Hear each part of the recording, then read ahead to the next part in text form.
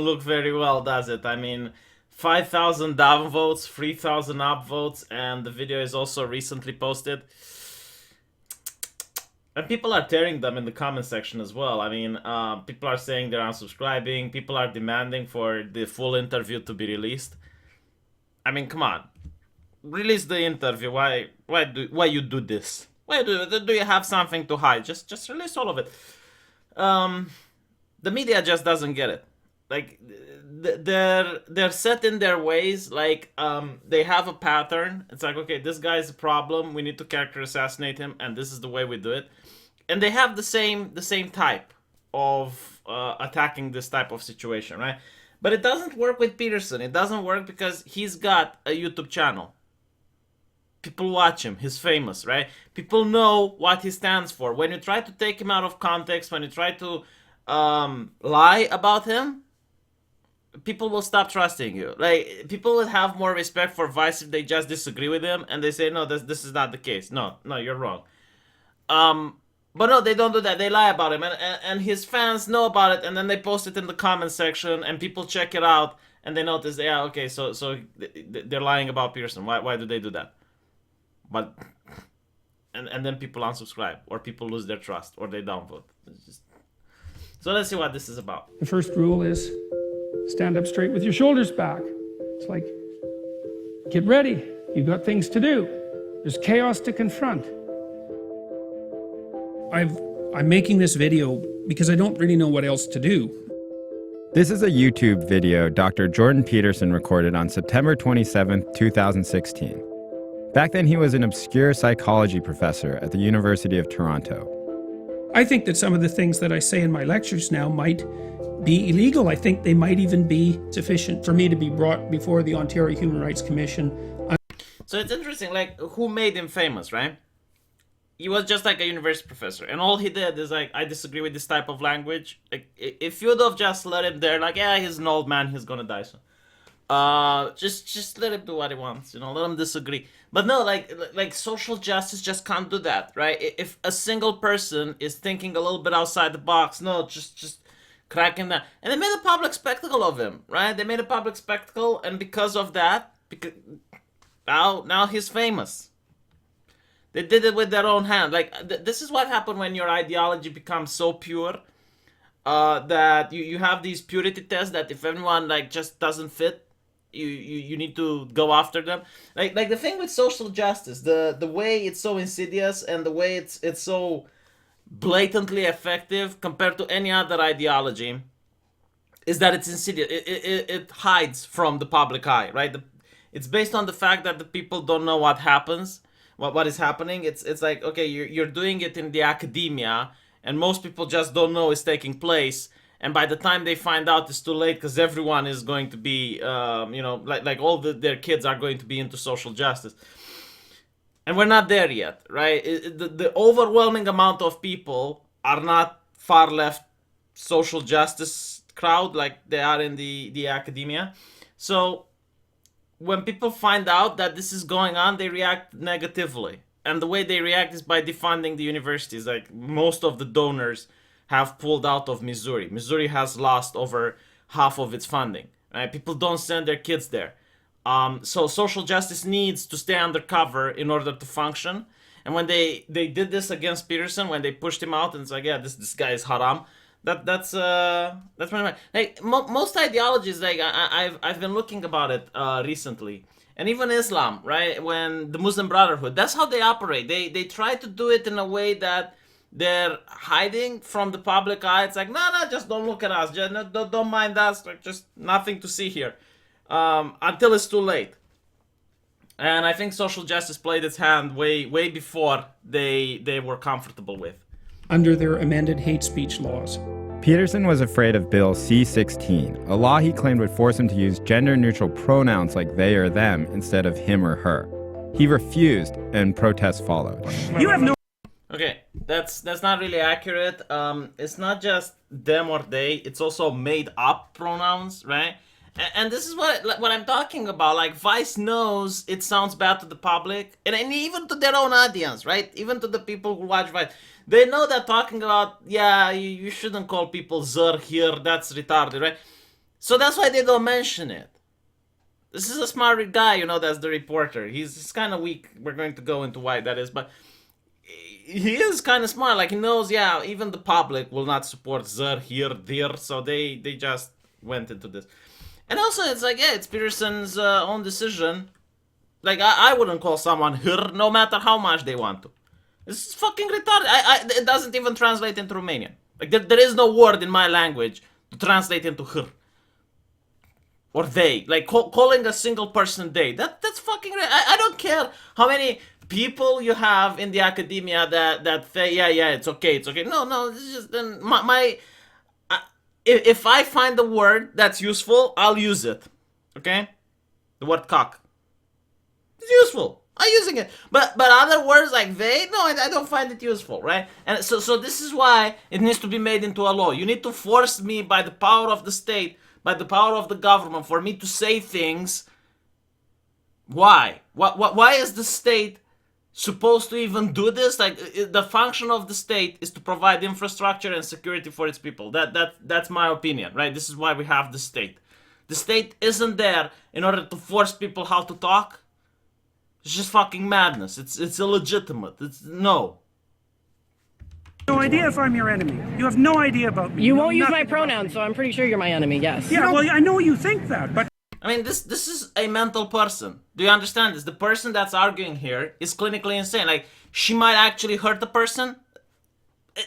How can you say, if you don't use my pronouns, you're my enemy? What kind of logic is that? I just don't understand. It's like, you don't know anything about the person, but they don't use her, or they don't use they, or they don't use whatever. So now they're your enemy. Now you need to fight. What? Fight them? What does this even mean? It's like, is this not the words of a mentally insane person?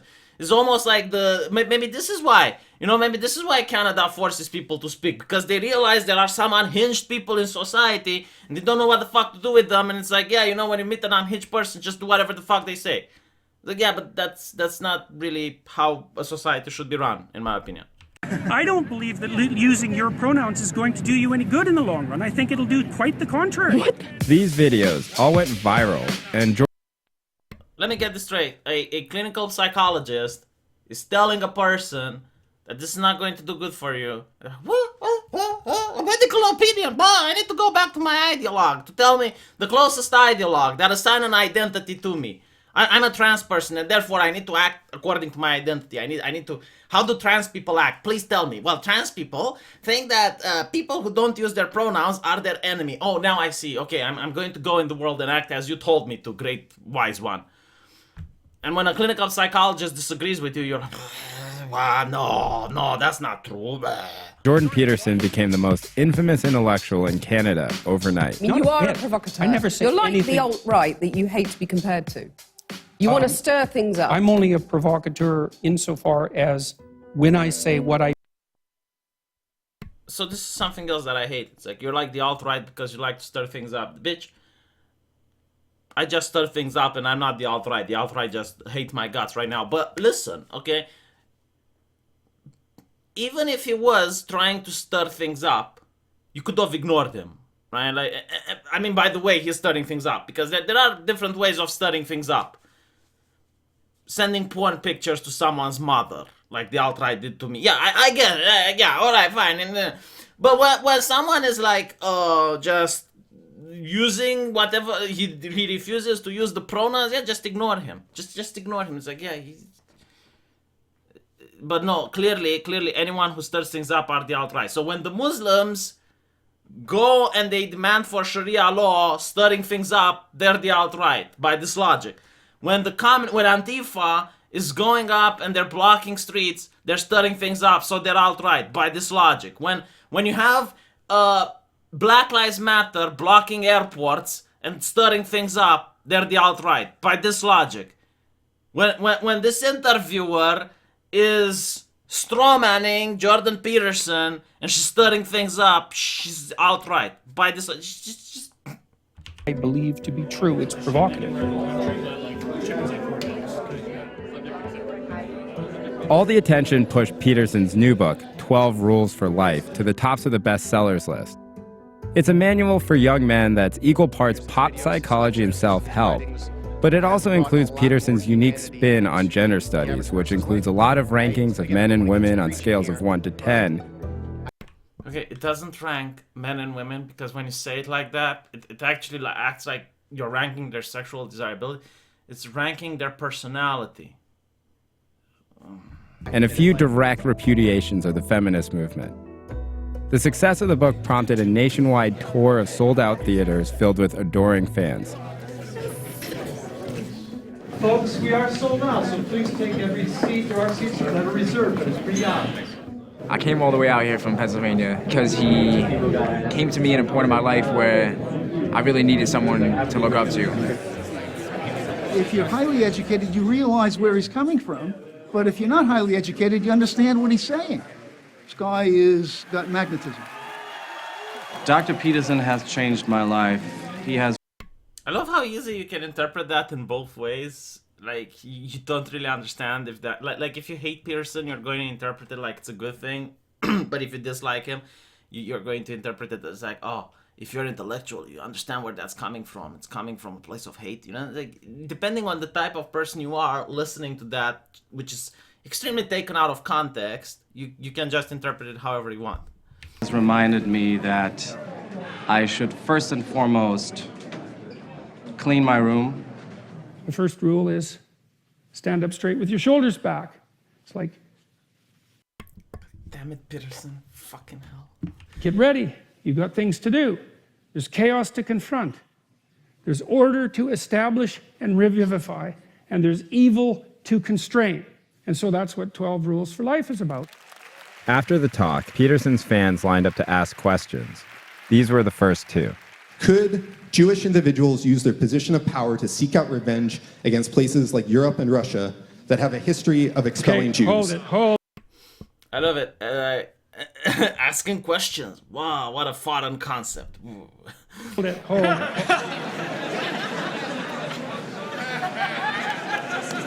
As you know, last month, the... Why don't you show what he responded? Like, this is so disingenuous, honestly. The reason I really think this is worse than the other interviews is because the other interviews were blatantly in disfavor of Peterson, right? But this one is so really well edited that if you're a person that doesn't really that likes Peterson, you're going to not really notice. You're going to say, well, you know, this is like meh. But if you're a person that hates Peterson, or you're like slightly towards, you're going to hate him more after this. And if you're a neutral person, you're probably going to start hating him. I mean, look, this question, right? There's so many people asking different questions. They picked the white nationalist, and they don't even allow Peterson to give his response. Like, you can't just push this loaded question. And I understand it's like, oh, well, the interview, we don't have time to give him a response. Fine, but then don't choose this question. Choose any other question.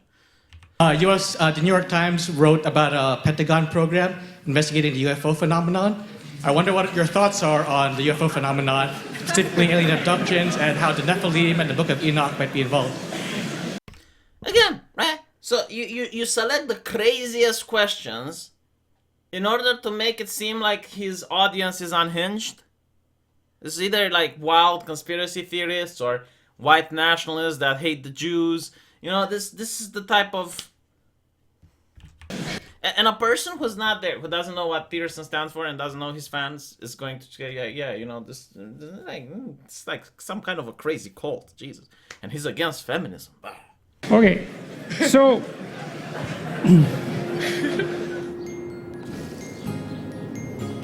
and again, not allowing him to respond. Is that just...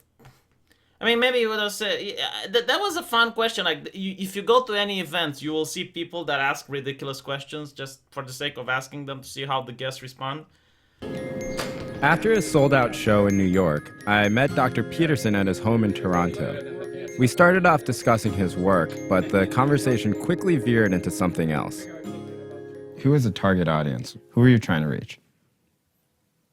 well, partly me, and then partly people who feel that there might be more in them than they're currently manifesting. People who've been fed a nauseating saccharine diet of rights and freedoms for like 50 years with no counterbalance of responsibility. And most people find almost all the genuine meaning in their life in the adoption of responsibility. It seems to me that there's sort of two versions of you that are floating around. The one is the scholarly work that you've done over your career. Yeah. And then there's this online version. I mean, do you feel split at all right now? Fragmented is more the accurate than just split. The political split that you're talking about is the humanities at the universities have become intolerably corrupt. They don't teach people to read. They don't teach them to think. They don't teach them to speak. They don't have them read great works. They've become indoctrination factories for a social justice ideology. So this is how, if you Google collectivism versus individualism, you'll see that one of the things that collectivists do is they teach people how to think. That's it. Versus individualism, which teaches people how to learn, right? Because what is the purpose, the goal, right? In a collectivist system, the idea is to get the individual to work for the collective as a cog, and he doesn't need to think for himself. He only needs to know what to do, right? So how he can perform his task. And the person in charge of the collective, there's always an individualist and on top of the collective who does think for himself, like the queen bee, the queen ant, if you want.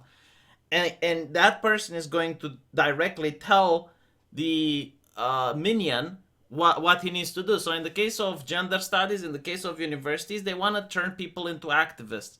So they don't encourage them to read. They don't encourage them to watch literature or anything like that. No, they encourage them to be a good ally, to shut the fuck up and just do what they are told down the chain, right? This is a collectivist system. It's very damaging for the individual. Obviously, they don't get any skills. That is not what university is for. They really don't learn any useful skills that they can perform later on in life. Whether Peterson is arguing for an individualist way of teaching, right? So that the person is the king of his own destiny. He now has the tools on how to deal with life as it's coming towards him. He knows how to think for himself. He knows how to adapt to different situations. And he doesn't need to master a specific trade. What he needs to do is to have a fundamental understanding and then know what books to take when he wants to learn something, when he needs something, right? And this is why I think social sciences and gender studies and whatnot are very damaging for the individual, because you're just becoming a mindless drone. You're just becoming like a person ready to take orders. You might be good at doing whatever it is, like doing activism, like you know how to piss people off and push the buttons and be really loud and obnoxious and get into people's faces. That's what you learn. And how to deplatform people and how, you know, like get the triggers that when you hear that trigger, you know what to do. It's like, white nationalist, bam, okay, I need to harass this person. I need to, you know, or you hear, for instance, manspreading, yeah, bad. Okay, I need to do the hashtag. I need to. That's what they teach you there. That's what they teach you, and it's not useful, right? This is why you'll notice that when you deal with the... Jesus Christ, what's with my ear? Fuck. This is why you notice that when you deal with random social justice warriors, they're not good at debating. They never learn how to. That's not something that they teach there. And instead, they're quite idiots. They just parrot the things that they've heard their university professor say, and that's it. But when you have a university professor, when you have someone like Christy Winters debating, or you have someone like... what was the Antifa professor, which had the talk with Millennial Woes. They're intelligent because they're actually individualists. They don't practice what they teach. They think for themselves, and it's a lot more difficult to pin them down in a debate because they're very conniving. They're very smart. They know what to do. Like if you watch the debate between Richard Spencer and the Antifa guy, he managed to weasel his way out of everything, right? The same with Sargon of Akkad versus Christy Winters. Christy Winters hammered him. just wham bam, thank you ma'am, right? Because he didn't. I don't think he expected her to be as intelligent in a conversation as she was, like having the skills. Well, versus when he debated Thomas, what's his name, right? The social justice warrior guy. He just annihilated him because the guy didn't know how to think, didn't know how to debate. So this is what I wanted to get out of it. The current way of thinking in universities is wrong. I wouldn't send my kid to an American university and spend so much money. I would rather send him to some trading school or some shit. I have a personal theory that I wanted to run by you, and it is that college right now and universities are their own ecosystem, and that professors and students both have been sort of trapped in a war of ideas, as you put it, that keeps escalating. But that once you walk outside the gates of that university, that it seems very contained to the university. Okay, so now it's not, I forgot to mention in the previous hit piece by Mike.com, they were like, oh, it's a conspiracy theory. Nothing to see at universities, nothing to see here, right? And I guess the person who made this article either wants to be more honest, or he knew the response that Mike got, and it's like, yeah, we're not gonna go with that. Yeah, there is a problem at the university. The thing that I like about the previous one, the Mike one, is like, he starts talking like, oh, Jordan Peterson denies white privilege. And then he talks about how, there's no neo-Marxism going around at university. Oh, what a silly conspiracy theory. It's called intersectional feminism. Is that better, right? You don't like cultural Marxism. How about intersectional social justice? Is that a better word? Is that a conspiracy theory as well? I don't see is sort of this sort of veering towards apocalypse. Oh yeah, it's spreading into HR, into corporations throughout the U.S. through HR departments. I completely agree with this. People say it's like, oh, if you go to gender studies, what is your plan in life? And obviously most of them will definitely have no future, but there are some that do make it with really well paid money into corporations. It's almost like there is an entire industry that does nothing but parasite corporations. Like, they attach themselves to STEM. It's an industry that produces nothing and yet makes millions of dollars by sucking the other corporations, to their detriment, by the way. Every single industry that has started promoting social justice is doing from bad to worse. And every time it goes worse, they're like, oh, it's because you're not social justice enough. So they hire more diversity officers. They hire more women that, are feminists, like Anita Sarkeesian, to parade her in front of the offices and make pictures with her and use her like some sort of mascot because they think that will up their sales or some shit.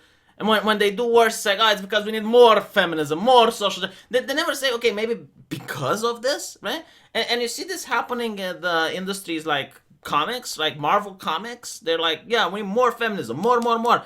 And then the comics just don't sell, right? The numbers just don't add up. It's horrible. It's absolutely dreadful. Their comics are shit. And instead of saying, okay, maybe it's because we went too far, like, people go and watch Avengers, and when they go into a comic book store, they can't find the single hero that they saw on the big screen. Don't you think that's like a problem? Like, Captain America is a Nazi, Iron Man is replaced by a black girl, Wolverine is replaced by the female version, who else? Thor is now Asian. They can't find a single superhero from the big screen on the comics. Even Thor, like, you think the god of thunder, Thor, no, replaced by a woman. So yeah, like, people don't buy the comics. It's like, Jesus. And when you go on the Twitter and you look at the Marvel editors, right, the people that are making it, instead of promoting their comic books, instead of like advertising, because like advertising does work. No, they're talking about politics. They're talking, you think, like they're CNN anchors. They constantly talk shit about Donald Trump. It's like, okay, but the people who voted for Donald Trump, do you think they... I digress. I digress a lot. It's something that strikes true to heart, and it takes away from this interview. But what I'm trying to say is that, yes, there is a parasitic industry that has latched onto STEM, and they're the best at money laundering as well. It's like, if you want to launder some cash, you want to make like $10 million disappear, give them to some feminist activist NGO, and it's like, boof, gone. They don't even have to show what they do. It's like, yeah, we're going to give like $5 million to Anita Sarkeesian. Well, Intel gave her $1 million, right, to get more women into STEM. What if they don't? Like this is something that pisses me off about this thing, right? If I pay $1 million to a company to, let's say, put concrete on the roads, right? After I pay them, I go back and I see if they did a good job. I look at, how the pavement go in. It's like, are there any holes? Is the material good quality and stuff like that? And if they didn't, then I ask for damage. I ask them to give the money back or to do the job again. But when it comes to like bring more women in STEM, like what exactly how do you quantify that? How do you respond if you did a bad job? Like I'm sure they do some activism, some hashtag and some websites and, some sort of like campus promotion and shit. But if all of your work haven't got women into STEM, shouldn't you be held responsible? Apparently not. Apparently this is the industry that's the parasite. Jesus, I don't think I can wait for the day to come any faster that this industry is going to disappear. It produces nothing, it has no people of value, and it does nothing for society but destroy corporations and businesses. And honestly, Jordan Peterson is right for talking against it. Very, very rapidly. In what ways, though? In a way that is not sort of like, hey, how about you not grab like the ass of your coworker? NBC is regulating hugging, right? And not only that, do you not feel like that was out of a response of these sorts of stories, like of generations of men sort of taking advantage? It's not easy to solve a complicated problem, and like ready-made ideological solutions don't work. They just make it worse. So I don't know what happened because the interview here is cut. But I can bet that he did something to Peterson to piss him off, and Peterson probably gave him a response that made the interviewer look bad. Because what we see here is that when the interview is happening, right? And Jesus Christ, Peterson, just buy new furniture. Your cat's destroyed it. But when the interview started, and clean up your room, Peterson. The fuck is this? There's dirt on the table. When the interview started, Pearson is relaxed, and he's smiling, and you get to see that he is engaging with the interviewer. And after this point, you see that Pearson gets really angry, and he displays this passive aggressiveness type, which he can only do it here because it's my house, my rules, bitch. And he is going to start to lead the interview, right? He's going to take this passive aggressive position. And he is going to treat this interviewer like a little bitch. It's almost like he is interviewing the interviewer, which is why I think the guy is weak. Like a good interviewer wouldn't allow that, right? It's not, even if you're in someone's house. Are his socks written? Oh, never mind. Even if they're in someone's house, you can say, you can just joke and say, okay, just let's calm down a bit. I'm sorry, blah blah blah, and then you resume the interview. You don't just cock like that and make.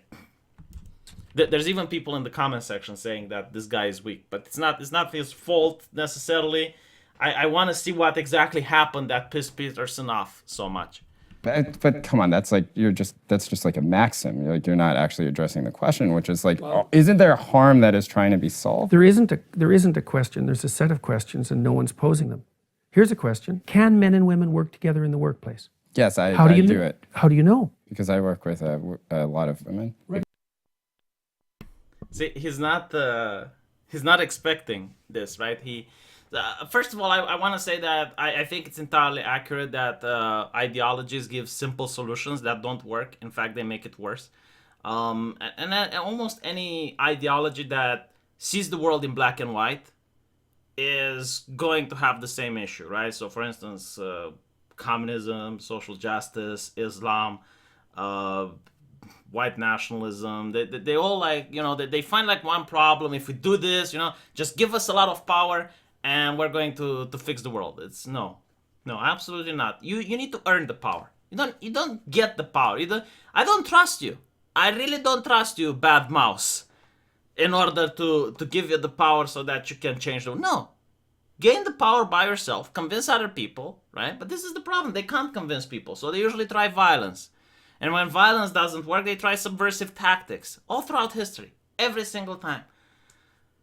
Well, it's been happening for 40 years? And things are deteriorating very rapidly at the moment in terms of the relationships between men and women. You speak Is there about- sexual harassment in the workplace? Yes. Should it stop? That'd be good. Will it? Well, not at the moment it won't, because we don't know what the rules are. Do you think men and women can work in the workplace together We don't know. without sexual harassment? We'll see. We'll see. How many years will it take for men and women working in the workplace together? More than 40. To get a sense. We don't know what the rules are. Like what? Here's a rule. Don't How about you- no makeup in the workplace? Why would that be a rule? Why should you wear makeup in the workplace? Isn't that sexually provocative? No. It's not? No. Well, what is it then? What's the purpose of makeup? Some people would like to just put on makeup. Why? I don't know why. Why people do you put make your on- lips red? Because they turn red during sexual arousal. That's why. Why do you put rouge on your cheeks? Same reason. I mean, look. How about high heels? What are they What for? about high heels? What about them? They're there to exaggerate sexual attractiveness. That's what high heels do. Now, I'm not saying that people shouldn't use sexual displays in the workplace. I'm not saying that. But I am saying that that is what they're doing. And that is what they're doing. Do you feel like a serious woman who does not want sexual harassment in the workplace, do you feel like if she wears makeup in the workplace that she is somewhat being critical? Yeah, Okay. I do think that. One of the things that you've talked about is that Okay, so I want to analyze this for a bit. First of all, I do think men and women can work together. And if person goes like, why do you think that? It's like, well, if that wasn't the case, then businesses who hire men and women would go bankrupt. And if not, then either men or women would say, no, I can't work with this woman. I can't work with this man, right? So I think the conversation shouldn't be like, can men and women work together? Because they objectively can. Like, there are companies who hire men and women and they go forward. In fact, my hospital has both female and male doctors and they are working together. But the correct question is, what do we do with sexual assault in the office, right? And I think what Peterson is trying to say is that the rules are completely cracking down on male sexuality while promoting female sexuality. So what I mean by this is male sexuality is active. Female sexuality is passive. So active sexuality is things like, hugging, going up to the woman and asking her out. Pretty much like anything a man can do can be considered sexual harassment in the office. And this is the fun part, right? Because on one hand, if I were to say at the office, don't look at women the wrong way, don't talk to them unless you necessarily have to. Keep your hands to yourself. Don't flirt. Don't smile. Don't look at them in the eyes. Just mind your own business. If I were to say something like that, people would say, "Oh my God, you're a prude. You're just completely bonkers. Like what are you talking?" But then you find like all these weird lawsuit cases where like the woman is alone with the boss for like a minute and then she claims that she was assaulted even though there's no evidence. So, maybe she was, maybe she wasn't, but that's for sure the boss is going to lose his job. You find all these cases where like a hug is now considered a bad thing. It's considered sexual assault. Asking a woman out in the workplace, that can also be considered sexual assault. So again, right, you have these problems. So how do you fix them? And this is what Peterson is trying to ask. Meanwhile, female sexuality is passive, right? All a woman has to do is to powder up, wear a nice blouse that shows a little bit of cleavage, yeah, and then that's it. That's how women attract men, by prettying themselves up. And by doing this, by prettying themselves up, they will never be accused of doing sexual harassment at the office, right? So, for instance, a secretary that has some really plump bosoms that makes the boss feel uncomfortable because he has a wife at home, but he always has a big boner, right? That's not her doing sexual harassment. That's her being a woman.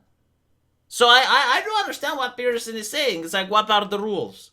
It's like, okay, should we allow some sort of sexual promiscuity at the office? Should it be okay, for instance, for a man to ask a colleague out without being considered sexual harassment? Can a man, hug a woman without being sexual harassment? And if the answer is no, well, if you can't do even these little things as a man, then, well, in that case, women should also not wear makeup. There is a conversation to be had, whether you agree or disagree. right? Maybe you disagree with all of this. That's fine. But I think the conversation should still be had. I think there needs to be a clear-cut rules, right? Like on the office floor with things that people are allowed and aren't allowed to do. Because right now, there aren't any rules. There aren't any rules. And people who, for instance, decide to hug a colleague, that's sexual harassment. People who stare at a woman's tits, that's sexual harassment. And it's like, well, okay. Don't you think it's a little bit overblown? Don't you think people should know the rules? It's like, oh, use common sense. Well, common sense isn't working. I thought that staring at women's tits is not harassment. Apparently it is. Apparently I'm losing my job. Do you think that's okay? You know what? Why not treat me as an idiot? Just do it. Treat me as an idiot and put the rules so I can know how to follow them. That a lot of times you talk to these young men who are sort of flirting with far-right ideologies and you try and bring them back. Like, what is that process like? How do you bring someone back from the far right? Tell them a better story. What is the better story? Grow the hell up. Take your place in the world. You've got something to contribute. Make a plan. Live as an individual. Stay away. I think Peterson is really smart here. He's saying things that you could also say to a far left person, right? It's like the idea, just think for yourself. You know, I notice like a lot of SJWs, and I notice people in the alt-right, they don't really talk like, what did you accomplish? What did you do? It's always like what other people did, right? So for an SJW, it's like what other whites did, which makes him feel inferior. It makes him feel like he's not worth anything, right? Like his entire life needs to be dedicated to the cause. For the alt-right is the opposite. It's like what other accomplishments whites did, and that makes him feel proud. That makes him, pump up his chest. And his only goal is to now, I suppose, make a better world for whites so they can keep doing what their ancestors did. And him as a person, like he doesn't think, okay, but I'm a white person. What exactly did I do for white people? What did I contribute? Right? No. It's what he needs to do for the cause, whatever that cause may be, and it's the idea that you don't think for yourself. You don't try to improve yourself, right? I don't know how many white nationalists are there. It's like, you know what? I want to be a doctor so I can cure white people.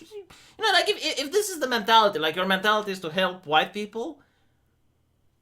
Why not just, okay? I wanna go into research. I wanna go into STEM. I want the future generations of whites to think about what I did, and to have my name in the annals of history. I want to do this for white folks. No, every single one is like, yeah, I'm going to be in this esoteric political movement, and I'm going to be edgy on the internet, and I'm going to save Western civilization. And maybe you need a man like Peterson to tell you to grow the hell up.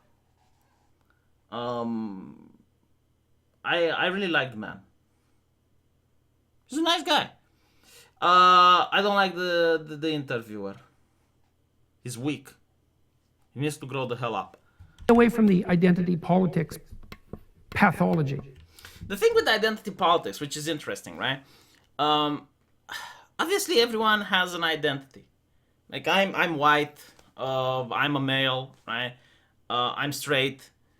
I'm also a gamer. I'm also in the range of people who are 30.